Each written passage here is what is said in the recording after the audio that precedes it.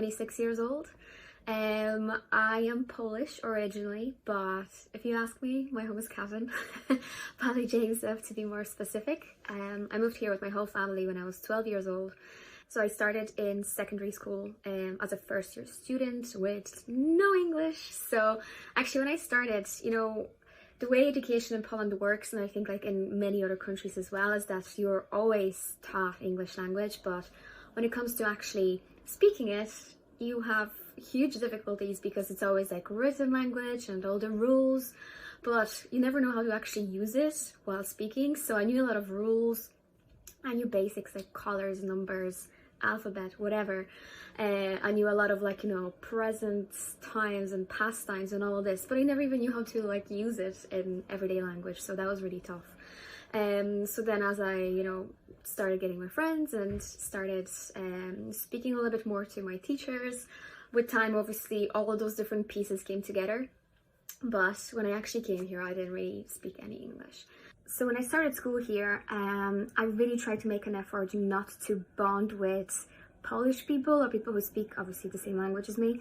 Simply because I've always noticed whenever there's like a new kid in school from like particular country, all the other kids from the same country would kind of stick together, which is lovely in a way, but you know, I knew I wanted to stay in Ireland for a long time, possibly a lifetime. So I never wanted to create this sense of like having like smaller communities and people just like staying in their own groups. So I would always try to, you know, go out and talk to my teachers, but try to socialize with my Irish friends. To be fair, I didn't really have many friends until like third year in school. And you know, teachers as well, they're trying to help me as much as they could, but you know, when you don't really speak any English, it's very tough.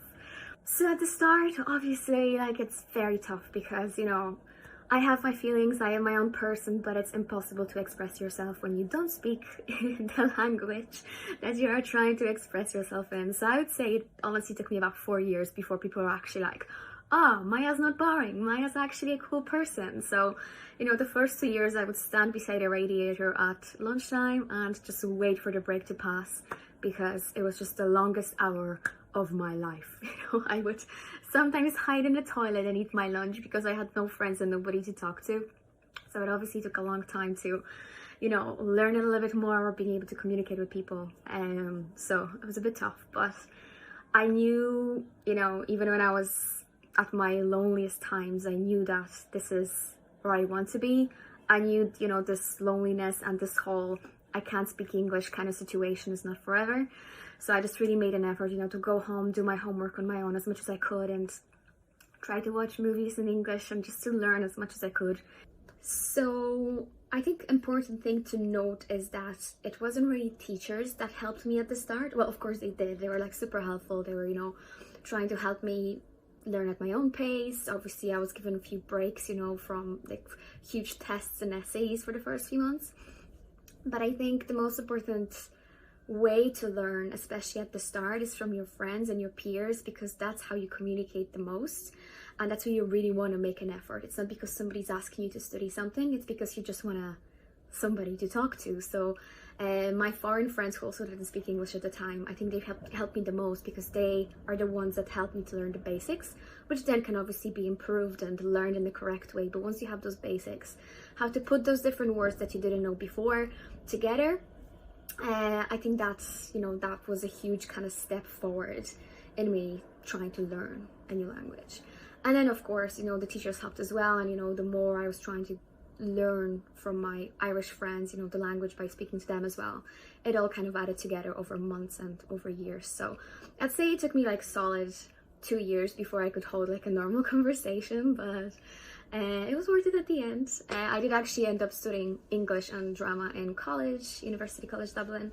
I just wanted to have this piece on my CV to say, this girl did like an English degree, so she speaks English, because I always had this thing in my head where people would see my name, which is super Polish, Maja Moranska, and they would just think I don't speak English. So now I'm like, you know, I have an English degree, so yeah, I just think that really helped. So obviously it took years to build, but here we are today. So the biggest challenge I think was definitely obviously studying, as I said. it all came with time, you know. I think the most important thing for me, trying to overcome it, was patience, because I knew this is home. It always felt like home. So I knew this is temporary, despite of all the tears and despite of kids not wanting to be friends with me for the first year or two, simply because I couldn't communicate with many people. But you know, it's just determination, knowing that, you know, this is home, this is where my whole family is, and I knew maybe for this particular moment it's not the best situation I'm in, but I was always looking ahead, you know, like when I finish this school and once I learn to speak English properly, this is going to be so good for my future, and this is exactly how I feel about it today. So I do not regret any minutes from all those first 2 or 3 years here where I couldn't really communicate with people. So there's that. So I think, just to wrap things up, if you are willing to put yourself out there and get out of your comfort zone, try to speak as much as you can, and you know, try to integrate with other people, local people. Obviously that helps massively, but it's entirely down to the person who moves here.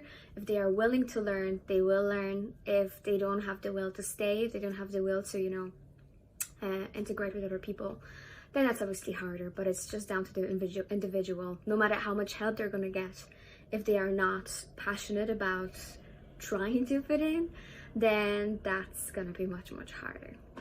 So that's that in a nutshell. So greetings from Dublin, my home, forever home probably. And I have the same feelings about Ireland today as I did before. I've always loved it. It's always been home to me. So yeah, I hope that. Thanks.